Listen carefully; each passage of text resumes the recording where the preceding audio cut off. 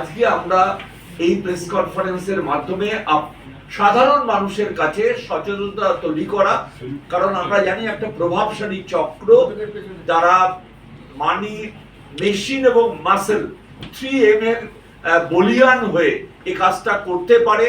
সরকার নীরব দর্শক। আমি আজকে শুনছিলাম একজন রাজ্যের মন্ত্রী, তিনি সারা ভারতবর্ষের উদাহরণ দিচ্ছেন। ভালো উদাহরণটা আমরা গ্রহণ করব, খারাপ উদাহরণ গ্রহণ করার আমাদের কোনো দায় নেই। এবং আমরা মনে করি এটা সংরক্ষণ করার জন্য ভেরি চাষ, মানে যেটা হওয়ার কথা নয় সেখানেও, এবং মানুষ যারা এর সঙ্গে যুক্ত তারাও কিন্তু বিপন্ন হচ্ছে।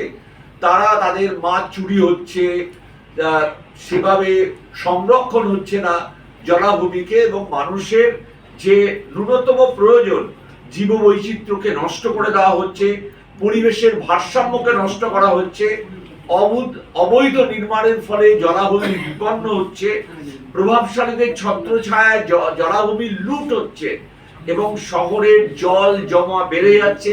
আপনারা এবছরে পুজোর ঠিক একদিন আগে চতুর্থীর দিন যে অবস্থা দেখেছেন, যে এটা মনে হয় আমাদের 90 বছর বা তারও আগের কোনো স্মৃতি আমাদের কাছে এনে হাজির করেছে। এবং কলকাতা কিন্তু অত্যন্ত ভাবে পরিবেশ, যদি আমরা এখন বলা হচ্ছে যে দিল্লি অন্যতম পলিউটেড শহর, কলকাতা তাকে টাচ করে যাচ্ছে, এবং তার মধ্যে দিয়ে বিভিন্ন রোগ সেটা বাড়ছে। আপনার তার জন্য মেডিকেল চিকিৎসা খরচ বাড়ছে, এবং আপনি রিলেটিভ ভাবে দরিদ্র হয়ে যাচ্ছে যে অবস্থায় থাকুন না কেন।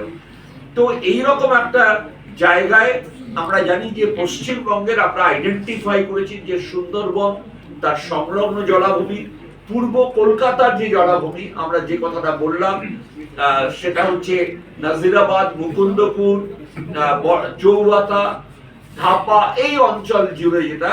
এছাড়াও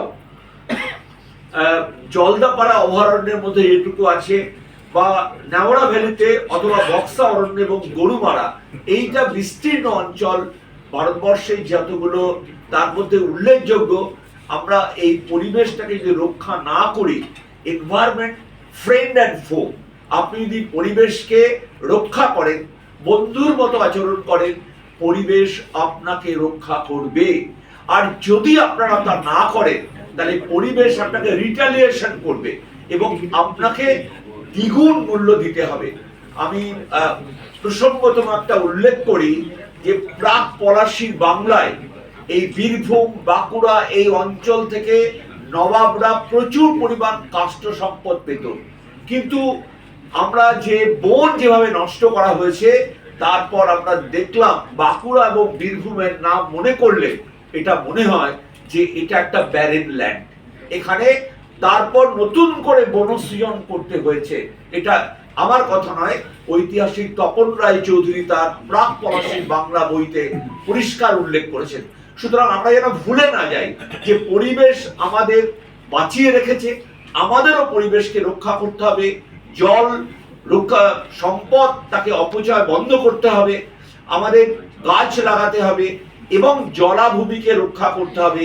এই পরিবেশের যে ভারসাম্য যদি কোনোভাবে আমরা নষ্ট করি, তাহলে পরিবেশ তা আমাদের ভবিষ্যতে অনেক মূল্য তার জন্য আমাদের দিতে হবে। আমাদের যারা কো প্যানেলিস্ট আছেন এখানে, সোমেন বাবু, অঞ্জন দা, জয়ন্ত বাবু, তুষার দা এবং ক্যাপ্টেন পার্থ সারথী, এবং আপনারা আমাদের এবিজিপির যারা মেম্বার আমার সামনে আছেন, সাংবাদিক বন্ধুরা, বিভিন্ন চ্যানেল থেকে যারা এসছেন, আপনারা খুব ভালো করে জানেন যে সারা পৃথিবীতে যেটা চ্যালেঞ্জ হিসেবে দেখা দিয়েছে, সেটা হচ্ছে পৃথিবীতে বলা হচ্ছে যে থার্ড ওয়ার্ল্ড ওয়ার যদি হয়, that is not for oil but for water. তো জল এবং জলাভূমি এটা অত্যন্ত গুরুত্বপূর্ণ, এবং আমাদের কলকাতা এবং সারাউন্ডিং ভারতবর্ষের বিভিন্ন জায়গায় আমরা যদি রামসার ওয়েটল্যান্ড, যেটা কলকাতার বুকে এটা অন্যতম বৃহত্তর, প্রায় 1250 একর জমি এখানে আছে। কিন্তু দেখা যাচ্ছে যে বেশিরভাগটাই মানুষের মুনাফার তার শিকার হচ্ছে। এবং সাম্প্রতিককালে একটি ঘটনা ঘটেছে নাজিরাবাদে।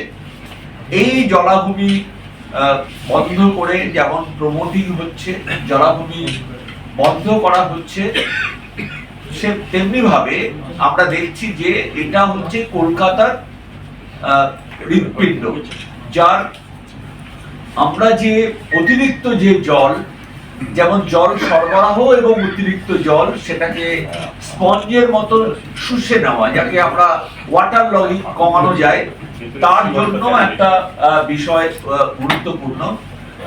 এছাড়াও আমরা পরিবেশ যে বাস্তুতন্ত্র, তার যে ভারসাম্য, এই সমস্ত বিষয়টা এর উপর নির্ভর করে। কিন্তু ইতিমধ্যে আমাদের ছবি আমরা দেখাবো, আমাদের কো-প্যানেলিস্টরা দেখাবে যে 1/3 এই জমি দখল হয়ে গেছে। যে নাজিরাবাদের যে জায়গাটা সেটা রুবি থেকে 1-1.5 কিলোমিটারের মধ্যে, এবং বলা যেতে পারে আরবারার পেছনে। যে মানে দুর্ভাগ্যজনক ঘটনা ঘটলো যে কতগুলো আমরা লজিস্টিক হাব, এখন তো আর গোডাউন বা এগুলো বলা হচ্ছে না, ওয়্যারহাউস বলা হচ্ছে না, লজিস্টিক হাব। এই লজিস্টিক হাব এবং একটি বিখ্যাত ওয়াও মোমোর যে চেন, তার যে প্রোডাকশন, কখনো বলা যেতে পারে সমস্ত কোল্ড ড্রিঙ্কস, এমন কিছু যার নিজে দাহ্য নয় কিন্তু একত্রিত ভাবে দাহ্য হতে পারে, এভাবে রাখা হয়েছে। এবং ওই মানুষের জীবনকে কিনেছে ওরা অল্প দামে। আমরা দেখলাম যে প্রথম নিখোঁজের কথা বলা হলো 20 জন, সেই সংখ্যাটা বেড়ে প্রায় 30 ছুঁই। এবং প্রকৃত সত্য কি তা আমরা কেউ জানি না। সরকার নীরব, পৌরসভা নীরব, বিধায়ক নীরব, পঞ্চায়েত নীরব। এইরকম একটা পরিস্থিতিতে কলকাতার বুকে এবং তার সারাউন্ডিংসে যে ঘটনাটা ঘটছে সেটা আমাদের কাছে খুব দুর্ভাগ্যজনক। আমাদের পরিবেশ আদালত আছে, আমাদের যেটা নেই সেটা হচ্ছে ইনঅ্যাক্টমেন্ট অফ ল। ভারতবর্ষে যথেষ্ট আইন আছে, কিন্তু আইনের প্রয়োগ যেটা সেটা অত্যন্ত খারাপ। এটা আমরা যে চাপটা সৃষ্টি করতে চাই সচেতনতা ভাবে, যে যাতে মানুষ আইনটাকে মেনে চলে। এখানে আইনকে বুড়ো আঙুল দেখানো হচ্ছে। তা করার জন্য আমরা যেটা করতে পারি, জনসচেতনতা, জন আন্দোলন আমরা তৈরি করব, এবং তার মধ্যে দিয়ে আমরা বাধ্য করব আইনটাকে যাতে বাস্তবায়ন হয়। আমাদের একটা রাজ্য বা কেন্দ্রের সরকার নয়, আন্তর্জাতিক মহলেও পরিবেশের উপরে কনভেনশন হচ্ছে। এটা সারা পৃথিবীর সমস্যা, কিন্তু সমস্যাটা স্বাভাবিক নিয়মে কিছু ডিটোরিয়েশন হয়, কিন্তু আমরা সমস্যাটাকে অ্যাগ্রাভেট করছি, আমরা ডিটোরিয়েশনটাকে অ্যাগ্রাভেট করছি, যেটা আমাদের ভাবি প্রজন্মের জন্য বিপদ সংকেত।